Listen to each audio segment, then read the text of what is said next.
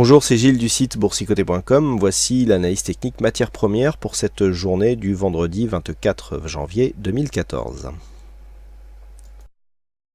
Nous commençons cette analyse par l'or avec un test, et bien finalement le test que nous attendions, puisqu'après finalement une phase de hausse continue, on a cru à un retournement ici, mais la cassure n'a pas été assez probante. Et bien finalement c'est bien sur le test de cette résistance que nous arrivons, et donc c'était un test qui était attendu. Alors, ce test est assez intéressant.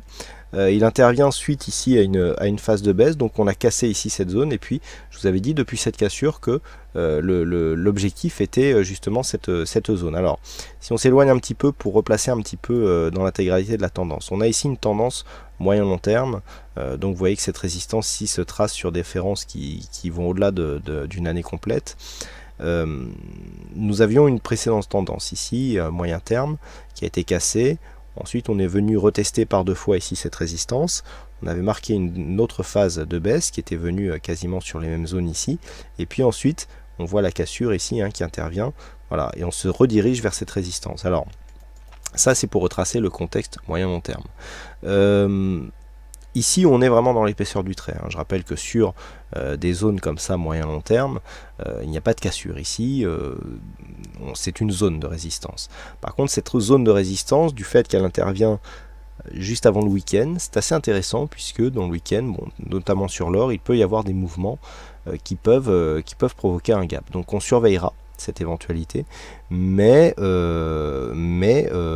pour l'instant il n'y a rien de fait. Ce que l'on peut remarquer, c'est que la zone ici des 1265 $ l'once a bien fait office de résistance. On avait une petite phase d'exagération, on est revenu ici à l'intérieur et tout de suite on est venu tester cette zone de résistance.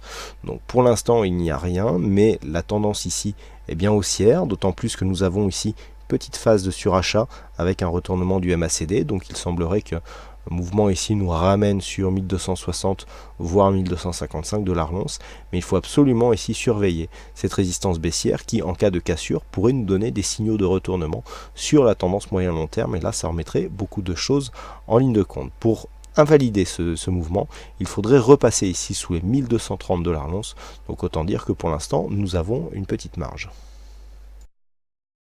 Sur le WTI, nous étions ici sur un fort mouvement haussier. J'avais signalé ici cette phase de surachat.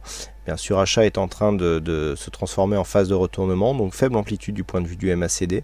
On ressort bien ici avec les indicateurs, donc les oscillateurs. On a marqué ici un point haut sur 97,80 avant de revenir ici sur la moyenne mobile 20 exponentielle. Donc là, on imprime une belle dynamique de hausse. Pour l'instant, donc on a une dynamique haussière avec ici un point de retournement, contact sur la moyenne mobile 20 exponentielle.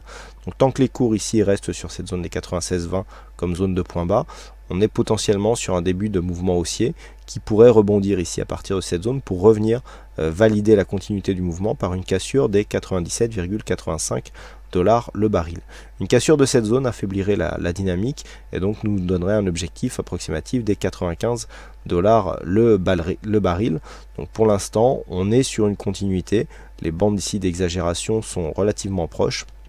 Donc on peut anticiper un retournement ici à la hausse avec comme objectif donc 97,80 puis 98 $ le baril.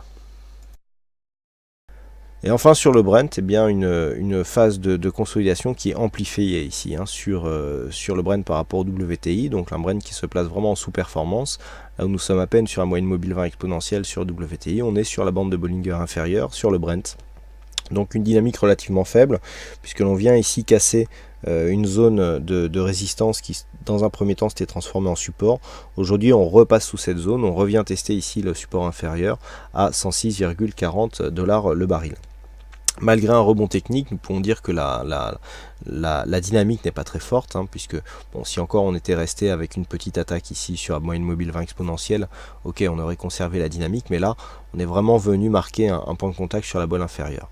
Donc là ici on est revenu sur un plus haut à 108. On peut continuer ici sur une dynamique haussière, mais qui est vraiment très faible. Donc sur une cassure ici des 108,33 $, le prochain objectif sera approximativement ici les 110 $ le baril, mais qui devra intervenir ici au-delà de plusieurs jours, hein, si la dynamique est conservée. Par contre, si on n'arrive pas à repasser cette zone ici et que les cours recassent donc les 106,20, on aura un objectif à 105,22 et une potentielle cassure ici des 105 $ le baril pourrait inverser la tendance et nous refaire passer dans un flux baissier tel qu'il était au moment de cette phase d'évolution.